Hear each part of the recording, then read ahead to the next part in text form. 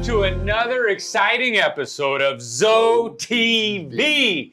And this isn't Kate. You don't have to make sure your TVs are right. This is the big man, is co-hosting, because Kay is off chasing grants and doing what she does. So, Mark, thank you for joining me. Right. Co-hosting. We have an amazing guest we're going to get to in a minute because her story is inspiring, amazing, right? I mean, I can't wait for the live demo she's going to do on this. That is going to be good. Yeah. But we got a lot to talk about before we introduce her. So, without further ado, why don't you walk us through the upcoming Walking Team Challenge? Absolutely. So it's March 20th, first day of spring, through April 28th.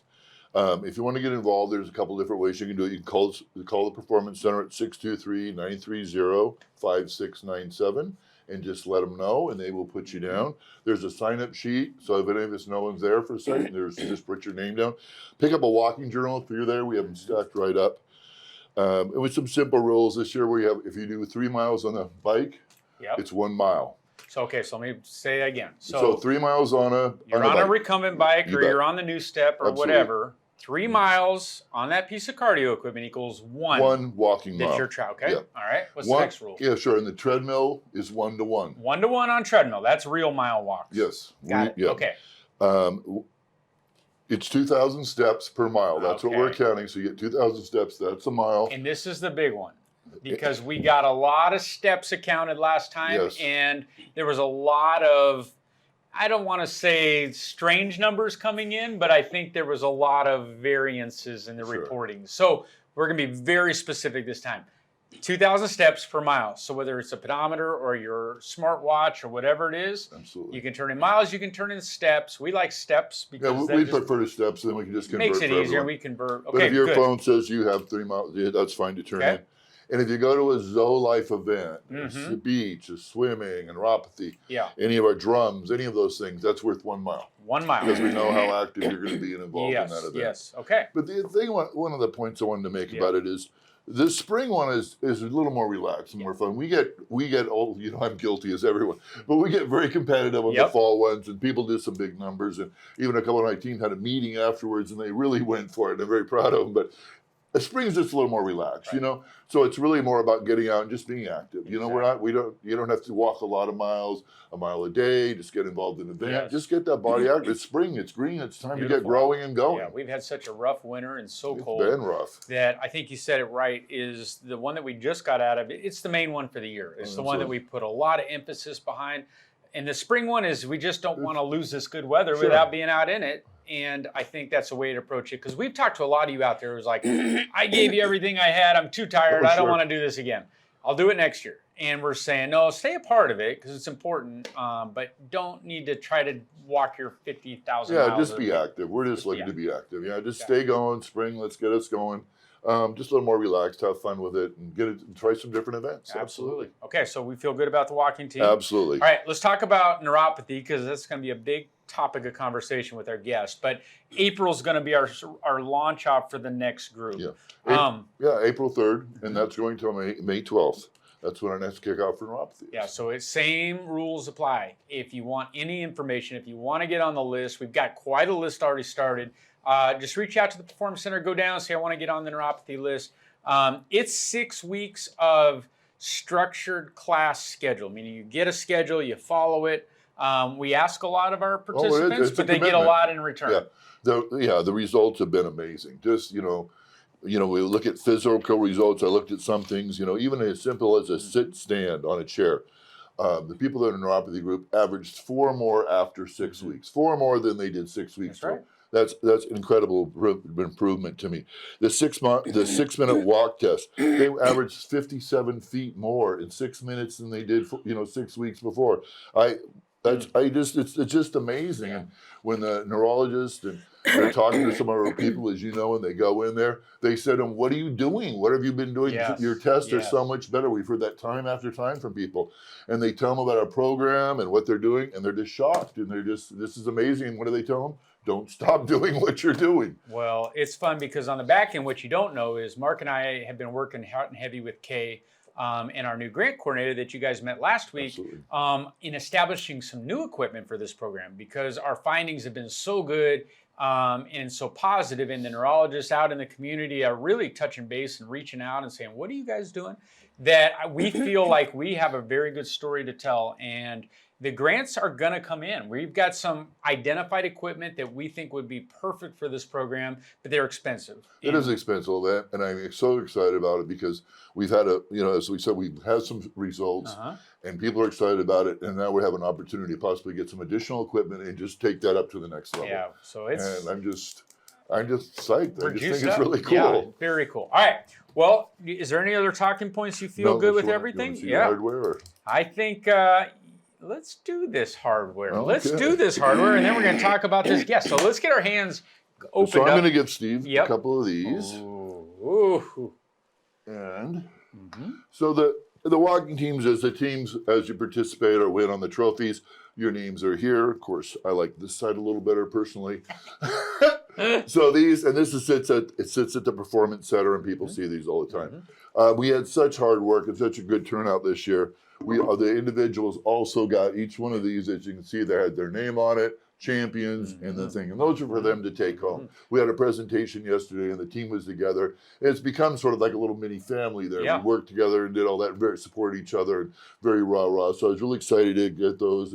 They were just blowing it, and everybody was really happy. Well, it's fun to see the program. We got over 6,000 miles collectively. Wasn't that a record for us? It is a record. Yeah. And it's one of those things that it does get a little competitive, but at the end of the day, it's about fun. It's just for fun. It's trying to get as many people on campus committed to moving, and whether it's 1 mile a week or some of us that are getting 30 to 40 miles a week. Absolutely. It doesn't matter. Everybody's different, but the idea of moving collectively and to watch this start during COVID is a way to get some sunlight and get out and still be around people without being in their space to where we are now. It's just fun to see that thing keep going. So very good, very good. All right. We are going to turn our attention to our guest, and she needs no introduction because she's all over this campus. She's active in everything from activities volunteer to Tulip Patch. We're going to talk about it, but Patty Grice, amazing person. You've been on this campus for a long time. I want you, because we have so many new residents, walk us through a little bit of your background, how you got to Glencroft, and then we'll start in on what your life looks like here. Okay. Well, I'm originally from Indiana, in the Midwest. I've lived a lot of places, including Europe, and traveled a lot, which I loved doing. And that, portion of my life is behind me. So, you move forward in a different direction. What brought me here, I was a real estate agent, among other things, costume designer, that kind of thing. So I did a lot of things and had a lot of experience. And what brought me here was my son and daughter-in-law, who moved here for my son's employment. The city of Mesa had hired him to set up all the networking for their computers in the city. So they loved it here and wanted me to come here and be with them. So I was here. Moved here in 2013, got here in June. Great time to move. Yeah, to unload a truck and everything in June in Arizona, one of the hottest summers. And loved it here immediately.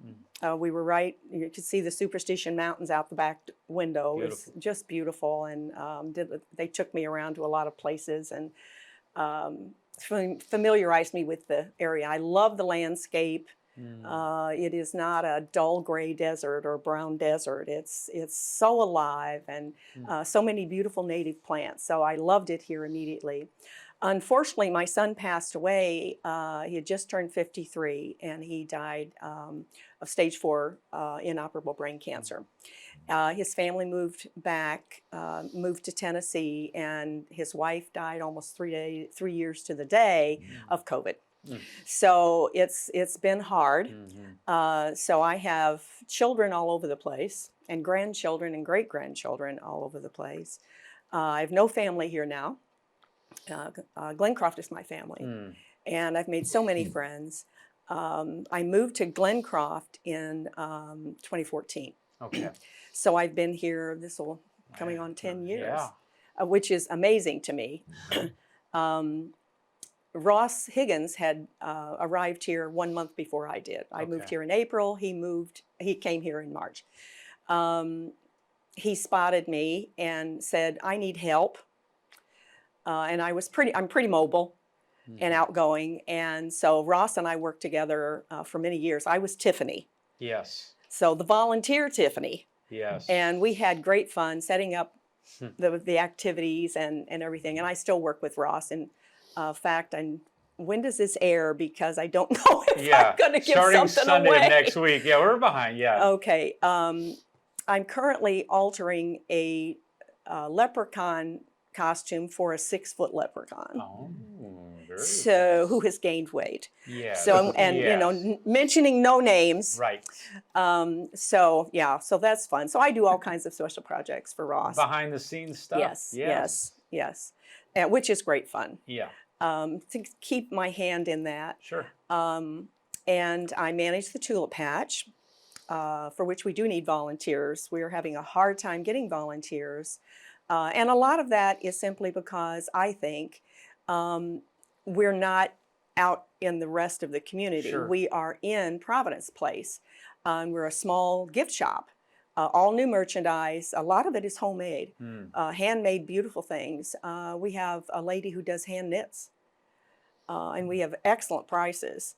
So we have a lot of things on consignment as well as new things and unusual things you really can't find anywhere else. So residents can go into the tulip patch, no problem with any restrictions or anything. The only thing they have to do is sign in at the reception desk, have their temperature taken like everyone does, on the little machine, and then put a mask on, and the shop is right there. Shop. Yeah, good. Yeah, and we take credit cards and debit cards. That's great. We started that, and that was excellent. We started it before Christmas, so that was really, really good. But again, we're not able to be open enough hours. Right. We have fresh flower arrangements. We do special order flowers, that kind of thing. So if somebody wanted to volunteer and had a heart for, boy, I'd love to be in that building and give back, what is that process? Is it different than volunteering in other parts of the campus because it's in the building, or how does that look? It is a little bit different. There are a couple of extra steps you have to take. You do have to fill out an application in the activity center, just like everyone else, and write on a tulip patch on the top. And Tiffany will contact me. I also have cards for Caitlin, who is our liaison in Providence Place, and she is over all the volunteers that are in Providence Place. She liaises, whatever that word is, and is very supportive of the volunteer program there. Cool. Okay. And of course, when they come in, they sign in, and there is a volunteer book then that they sign as well when they are volunteering. To get to that point, they have to meet with Caitlin. They have a TB test, which is the little, prick on the arm, and then 3 days later or 2 days later, whatever, you go back and they look at it and say, okay, you're fine. And then they let me know. And Marilyn Wand, who is the assistant manager of the shop, is in charge of the volunteers in the shop, the cashiers, and she does their schedules and everything. So she would meet with them and get us their schedule, and then they would be trained on the shop procedures as well as the credit card procedures. So maybe a little bit more involved on the front end. Right. But the reward of being able to get back in that building is huge. Right. Well, and not only that building, but visitors come in. We have a lot of visitors that shop there. And people from all over the campus can shop there. You just have to wear a mask. That's the only requirement. Now, you do have to be vaccinated. Okay. Fully vaccinated to work in the shop, because that is our most vulnerable population is in that building. And if COVID is going to come in again, it's in there. And I was told that last week, I guess it was, I can't remember exactly when, evidently the employees are tested regularly. 2 employees tested positive. So they keep a good eye on it and are really tracking it. And so we just are cooperating for that. Cool. Okay, and then where does the money that's spent in there, does it go back to the community and GCA, or how does that work? It goes to the GCA. Okay. The Tulip Patch is a function of the GCA as the marketplace and also the thrift store. We are all functions of the GCA. Our shop is a little different.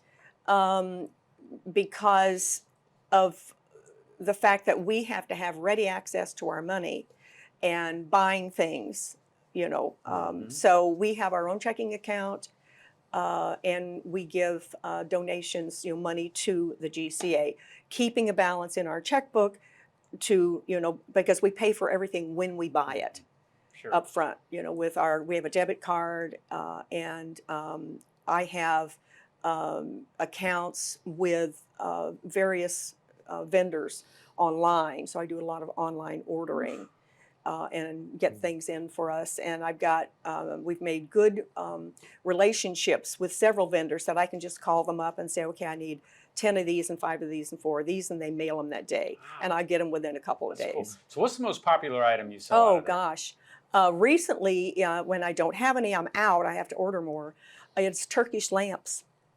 Really? They are handcrafted. Oh my gosh. They are a glass mosaic lamp. Wow. Has a decorative top and bottom, and it currently is in 3 sizes, although they are eliminating one of those sizes. And they were priced from $33 to $43. Wow.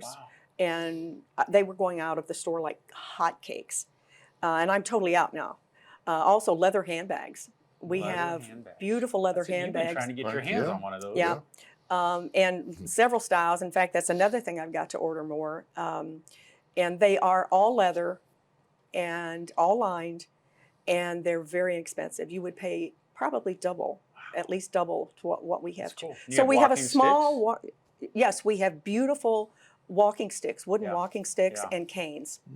And those are really lovely. I have a beautiful one that looks like it's twisted. Ornate, yeah. And what this company does is they forage.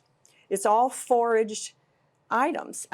Some of the canes and walking sticks are topped with bone or antler. So, and they're gorgeous. Beautiful. They're just gorgeous. Well, you are a busy lady on this campus, yes. and they couldn't do this without you. You have the wits about you and the physical nature. Yeah. So that's going to lead us to other things that we need to talk about because your physical being is being enhanced. Right. You're getting stronger. Right. And we've been working on your neuropathy. Yes. You were involved in the neuropathy program from the stump. Talk to us about it as a whole, the program as a whole. Sure. Well, the program as a whole was very intensive. It required me to go back to my real estate days and be very, in my computer, in my phone, and my alarm goes off, and I've got to run to this and run to that. But what was good about it is everything was in the morning. Yeah. So, every morning of the week until 11 o'clock, you're busy. Right. And that's fine. Every day was different. The exercise classes were hard. They pushed yourself because you could see as the days went on more mobility and more strength and stamina. And it was great. The pool is wonderful. And you kick our butts in the pool. I'm telling you. You kick our butts in that pool. You think, going in the swimming pool, it's going to be so much easier and everything. No. No. Well, we talk a lot about the pool because it's the one asset on this campus we can try and be very creative, really work on balance, stand on one foot, do some things you would never try on dry land. No, because you couldn't. But we can do it safely, and we love everything about the pool. Right. It is wonderful. It's a wonderful, wonderful experience. And then the outdoor equipment, which I had seen but had no idea how to, work on it. It was great fun. Really, really great fun. And then the apparatus to apparatus. Yeah. Kind of thing. That was fun. And what did you think of the hot-cold contrast? I hate cold.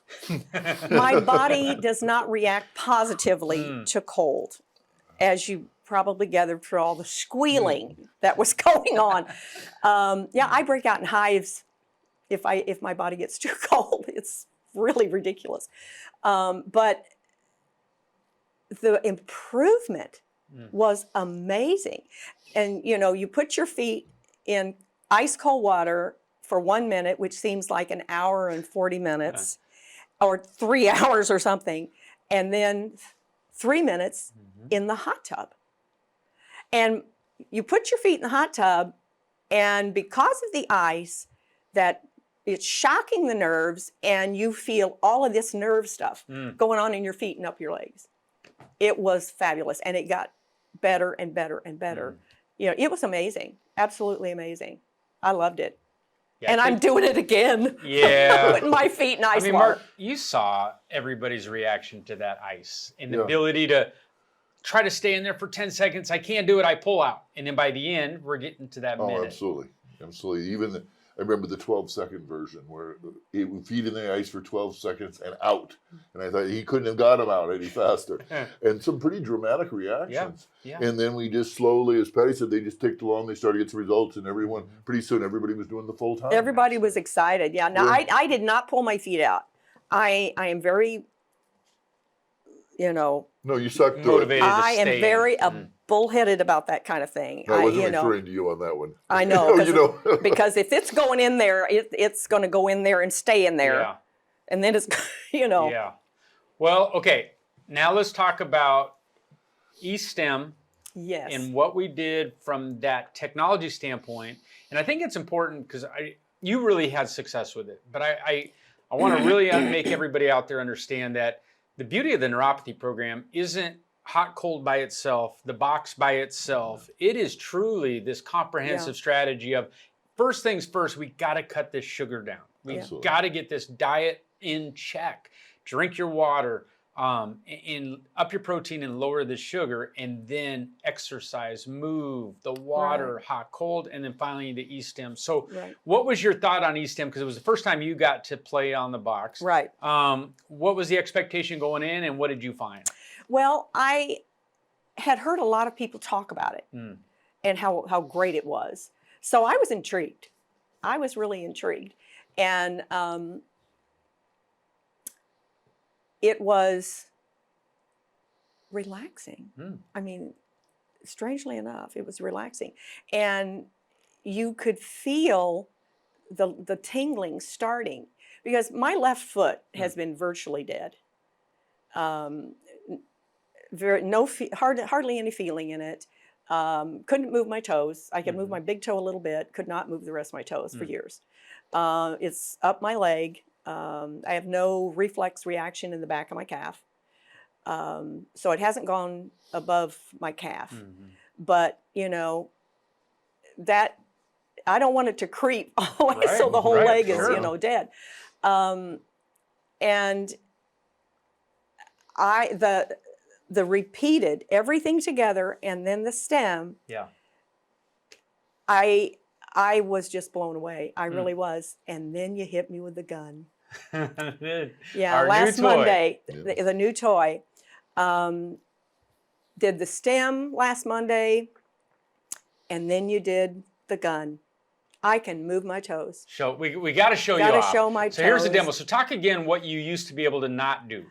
I could only do that. Okay, so everybody can see it. We got a little wiggle, babies, just baby wiggle. Just a little. I can do this now. I mean, wow. Is that a testimony? Now, the two smaller ones aren't as active as the others, but I could not do that. I was so excited. I do that all the time. You're like, please don't. It hasn't gone away. It hasn't gone away. Yeah. Well, I think that is Mark and I have developed this program and try to really create this strategy that's holistic. Because neuropathy, we're not going to cure it. We're just trying to build a lifestyle around it and try to push it at bay as best we can. But I think you're a perfect testament to you did everything and you were committed to everything. And it wasn't, we have some residents, I'm not going to name names, that are, okay, I want the easy way out and I want you to fix me. I want to do the box, but I want to eat my cookies and I want to do everything. And you said, no, I'm doing all the water. I'm eating healthy. I'm exercising. I'm not going to miss a session. And the proof is in the pudding with those toes doing what they're doing. Yeah, I know. I'm excited. And that was consistent when we looked at those results. The people that got involved and really jumped in the program really had some huge results. Yeah. And then we just had the people that did picked a couple of things. You're right. They did their results for a minute. They had some results, but they weren't overwhelming. Yeah. You get what you put in. Well, and that's life, right? Yeah. But I think what's fun is because neurologists in the community and others of our residents that have gone to speak to the doctors and for a normal checkup, and they're saying, "Whoa." Oh, wow. They're saying wow. Not What? whoa. They were really Yeah, impressed. it's It's a wow. wow. And when residents explain all of the facets to the program and the fact that there's a Bible study built into it I love with the that. soul, we wanted that in our data, that you have to have that spiritual element, and turning on that mindset affects nerves. It affects does. the It system. does. And It does. I think if anything, that's what we're so excited to prove. And when we tell these to the grant writers of, okay, do not leave out that there was a Bible study in this. This has to Part be of it, shown. And they're like, really? A Bible study? I said, you have to put it in there. Your mind has to be in the right place for Absolutely. anything to work. Yeah. It just does. Well, you are a great asset to this campus. Well, thank you. I mean, all the way back, because Ross and I were just talking about you in a meeting today, Uh-oh. and how he leaned on you so heavily, to how the Tulip Patch does it, and how you're just involved in everything. You're amazing, Well, thank you. and we're lucky to have you. Well, I'm lucky to be here, and I thank God every day. Awesome. Well, thank you for joining us. Thank you.